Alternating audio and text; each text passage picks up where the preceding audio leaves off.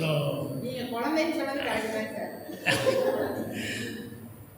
அந்த மாதிரி அவங்களுக்கு என்னுடைய வாழ்த்துக்களையும் வணக்கத்தையும் தெரிவிச்சுக்கிறேன். அதுக்கப்புறம் ஜீவாரவி இவ்வளவு சிரமப்பட்டு, ஆனால் நம்ம கோபிக்கு ஒரு மரியாதை வரணும் அப்படின்னு சொல்லிட்டு சும்மா நம்ம ஏதோ நடித்தோம் போனோம் அப்படிங்கிற மாதிரி இல்லாமல் பிறந்த ஊருக்கு ஒரு பெருமை அப்படிங்கிறத வந்து எப்படியாவது கொண்டு வரணும். அதுவும் தாத்தாவுடைய பெருமையை காப்பாற்றுற அளவுக்கு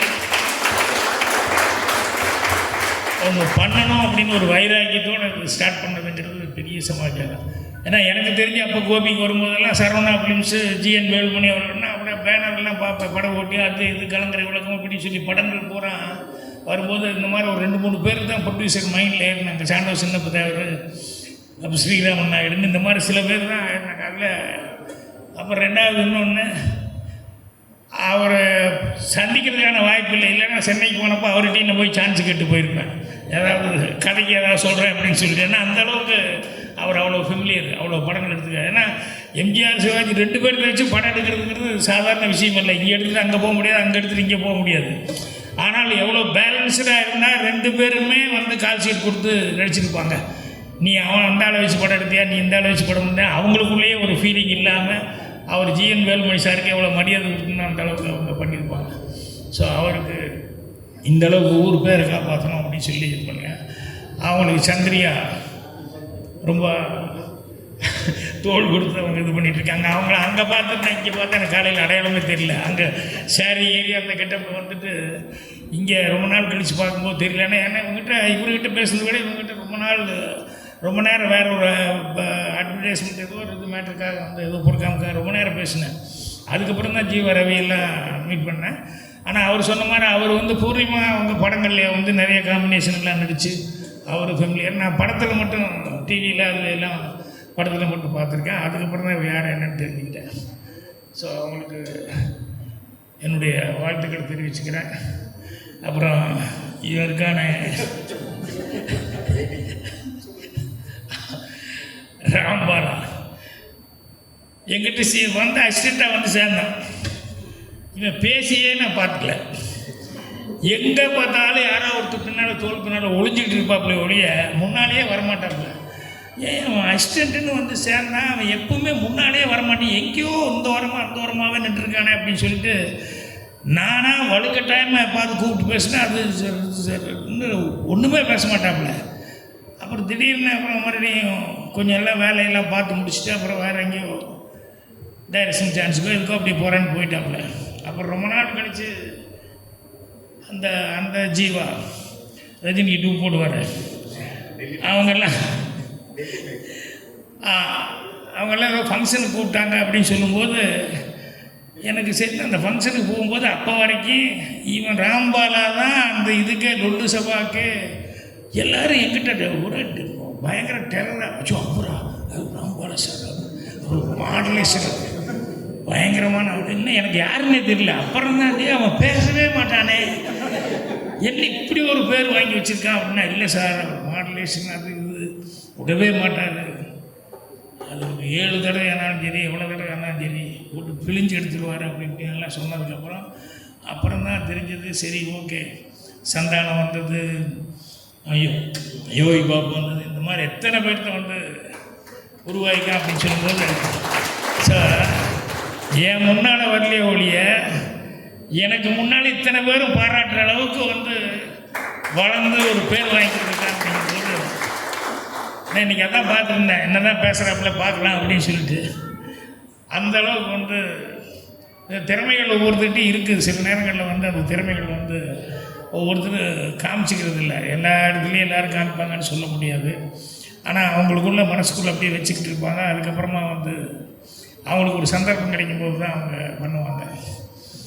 நானே வந்து ஸ்டுடியோக்குள்ளே நுழையும் போது எப்படி போய் ஸ்டுடியோக்குள்ளே நுழையிறதுன்னு தெரியல. எங்கே போனாலும் அந்த ரோட்டில் கோடம்பாக்கம் ரோட்டில் ஏவிஎம்லேருந்து எந்த ஸ்டுடியோக்குள்ளே போனாலும் போகும்போதே ஷூட்டிங் அப்படிங்கிற போகிறேன் அப்படிங்கிற மாதிரி துரத்துறாங்க. அப்படி ஒவ்வொரு ஸ்டுடியோவாக லைனாக போயிட்டுருக்கேன். கேஜி ஸ்டுடியோன்னாங்க, இது இந்த ஸ்டுடியோ, அந்த ஸ்டுடியோ, அந்த ஸ்டுடியோ, எங்கேயுமே உள்ள விட மாட்டேன். அப்புறம் சில பேர்த்த பார்த்தேன், அவனுக்கு வந்தோன்னையுமே அவங்க ஏதோ பேசுகிறாங்க அவங்ககிட்ட, வாட்ச்மேன்கிட்ட அப்படின்னு விட்டான்.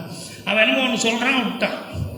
என்னடா சொல்கிறான்னு அப்புறம் பக்கத்தில் போய் அப்படியே மெல்ல தம் அடிச்சுக்கிட்டு அப்படியே காதை கொடுத்து கேட்டேன் என்ன சொல்கிறான். அவன் வந்தோடனே அவன் கேட்கும்போது வாட்ச்மேன்கிட்ட ஜூனியர் ஆர்டிஸ்ட் அப்படின்னா. எனக்கு ஜூனியர் ஆர்டிஸ்ட்னா என்னன்னு புரியல.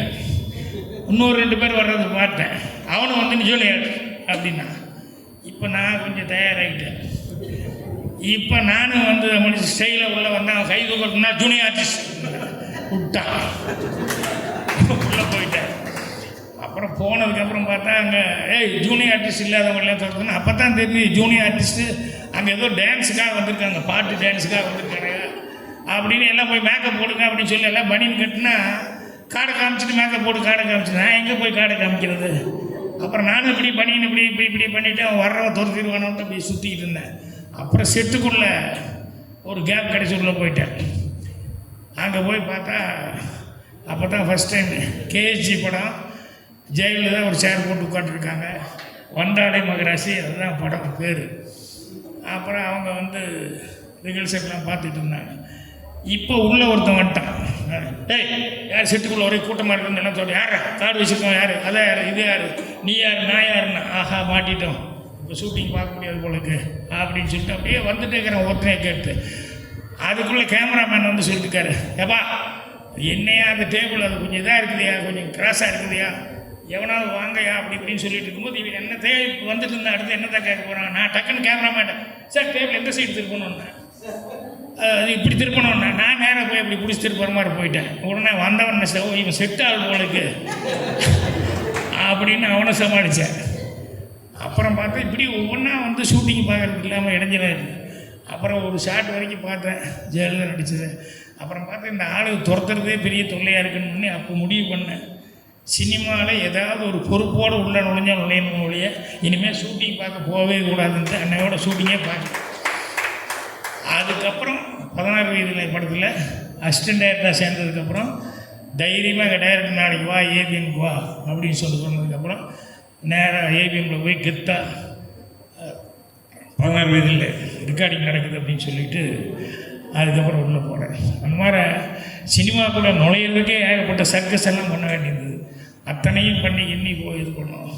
ஸோ இன்றைக்கி இங்கே கோபியில் வந்து முதல் கேமரா வைக்கும்போது ஷூட்டிங் பண்ணும்போதெல்லாம் வந்து எனக்கு அவ்வளோ ஒரு எங்கே ஈரோட்டில் பிறந்தோம், கோபியில் போனோம், 1ஆம் கிளாஸ் 2 தடவை படித்தோம், தேர மாட்டோம்னு நினச்சோம். அப்புறம் மறுபடியும் சினிமாவில் வந்து நான் எப்படியோ டைரக்டர் ஆகி இன்றைக்கி கோபியில் வந்து நான் ஷூட்டிங் எடுக்கிறேன் அப்படின்னு சொல்லும்போது எனக்கு அவ்வளோ சந்தோஷமாக இருந்தது. ஏன்னா அம்மா எல்லாம் இங்கே வேலை பார்த்ததுனால அந்த ஃபஸ்ட்டு நமக்கு முதல் ஞாபகம் இருக்கிறதுன்னு ஒன்று சொல்லுவாங்க இல்லையா, அந்த ஞாபகம் இருந்தது. அந்த வெள்ளாங்கோயிலில் தான் எனக்கு முதல்ல இருந்தது ஞாபகம். அதுக்கப்புறமா வந்து இந்த கோபி தான் அடிக்கடி வந்துட்டு போன இடம். சினிமா அப்படின்னா அந்த கோபி தான் அப்படிங்கிற மாதிரி இருந்ததுங்கிறது எனக்கு ரொம்ப இருந்தது. ஸோ இங்கே கோபியில் வந்து இத்தனை பேர் சேர்த்திருக்கீங்க பாரு, டீம் அப்படின்னு சொல்லிட்டு டீம் ஃபோக்கஸ்ன்னு சொல்லி இத்தனை பேருக்கு ஒரு பெரிய டீமே சேர்த்துருக்கீங்க. ஸோ அதே ஃபஸ்ட்டு ஹேட்ஸ்அப். அது அந்தளவுக்கு எல்லாத்தையும் சேர்த்துருக்கீங்க. இது முழுக்க உங்கள் மேலே உங்கள் தாத்தா மேலே இருந்த நம்பிக்கை, உங்கள் மேலே இருந்த நம்பிக்கை, மரியாதை, அதுக்காகத்தான் இத்தனை பேர் சேர்ந்துருக்காங்க. ஸோ அதனால் நீங்கள் டெஃபினட்டாக நல்லா செய்யணும். அவன் ராம்பால எப்பவும் பேசல, ஆனால் ஒரு வார்த்தை சொன்னாலும் ஒரு வாசகம்னாலும் திருவாசகம்னு சொல்லுவாங்கல்ல, அது மாதிரி நல்லா அழகாக சொன்னான். நீங்கள் முதல்ல உங்கள் திறமைகளை வளர்த்துக்கணும் அப்படிங்கிறது ஒன்று சொன்னாங்க இல்லையா, அது ரொம்ப முக்கியம். அப்புறம் எங்கள் கூட நீங்கள் ட்ராவல் பண்ணணும் அப்படின்னாங்க. நான் ரொம்ப ஸ்ட்ரிக்டான வாத்தியாராக தான் இருப்பேன். ஏன்னா நீங்கள் அவ்வளோ சீக்கிரம் கிட்ட வந்து எதாவது கேட்டால் உடனே நான் ஓகே சொல்ல மாட்டேன். அது உண்மையிலேயே கரெக்டாக இருக்குது, இது நல்லா வரும் அப்படின்னு சொன்னால் தான் நான் வந்து சிக்னல் கொடுக்கணும் ஒழிய இல்லைன்னா இல்லை சார் கொஞ்சம் வேறு எதாவது முயற்சி பண்ணுங்க அப்படின்னு சொல்லி ஓப்பனாகவே சொல்லிடுவேன். ஏன்னா இப்போ எங்கிட்ட நடிக்கிறது கூட நிறைய பேர் வருவாங்க. வந்தால் அவன் எவ்வளோ வேணால் கொடுக்குறதுக்கு சரியாக இருப்பான். ஆனால் கதையை கேட்பேன், சரியாக இல்லைன்னா இல்லைப்பா நான் இல்லை, நான் காசு வாங்குறதுக்கு எனக்கு கஷ்டமாக இருக்குது, சும்மா வந்து நடிச்சுட்டு வர்றதுக்கு 5 நாள் நடிச்சுட்டு நான் காசு வாங்குறதுங்கிறது எனக்கு கஷ்டமாக இருக்குது, வேண்டாம் அப்படின்றது. அந்த மாதிரி வந்து அதே மாதிரி சில நேரங்களில் வந்து கதை கேட்டு நிறைய பேர் வந்து கதை சொல்கிறேன், அபிப்பிராயங்கள் வேணும் அப்படிமா, பிடிச்சிருக்குன்னு சொல்லுவேன், இல்லைன்னா இல்லைப்பா இதெல்லாம் தப்பாக இருக்குது, இதெல்லாம் கரெக்ட் பண்ணால் நல்லா வரும்னா அது கரெக்டாக நல்லா வரும்னு சொல்லுவேன். அந்த மாதிரி உங்களுக்கு வந்து நம்ம ஊரில் எடுத்தது இத்தனை பேர்த்த சேர்த்துருக்கீங்க. அப்படிங்கிறனால இந்த டீம் ஃபோக்கஸ் நல்லா வரணும் அப்படிங்கிறதுக்காக நான் வந்து என்ன வேணாலும் நான்